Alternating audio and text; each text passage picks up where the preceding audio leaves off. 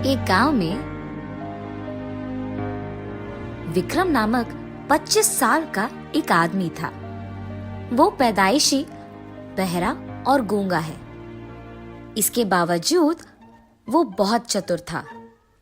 उसको बचपन से पुस्तकें और साहस यात्राओं से बहुत लगाव था।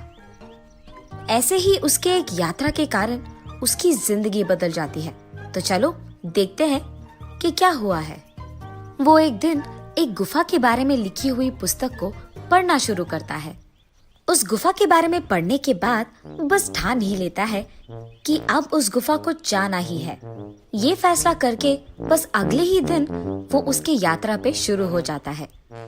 बहुत देर चलने के बाद वो एक जगह पर आराम करता है। ऐसे उसकी यात्रा को जारी रख के आखिरकार अपनी मंजिल तक पहुंच ही जाता है। उस गुफा के रहस्य जानने के लिए वो गुफा के अंदर चलने लगता है। गुफा में चारों ओर अंधेरा था। उसे लगा कि वो खो गया। ठीक तभी वो एक जगह पहुंचता है। आंखों के सामने उसे 2 मार्ग दिखाई देते हैं। बहुत सोचने समझने के बाद वो आखिर में एक रास्ता पकड़ता है। जैसे ही उस रास्ते में 2 कदम आगे चलता है, वो अचानक नीचे गिर जाता है। जब उठता है तो ये देखता है कि उसके सामने चमकता हुआ कुछ नजर आता है।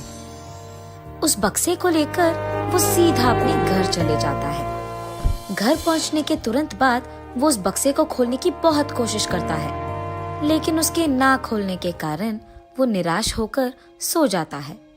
अगली सुबह वो ये देखता है कि बक्सा अपने आप थोड़ा खुल चुका है। जब पास जाकर उस बक्से को खोलता है, उसे कांच का एक बोतल मिलता है। उसको पकड़कर बक्से से बाहर निकालने पर वो देखता है कि वो कांच का बोतल बिल्कुल खाली है।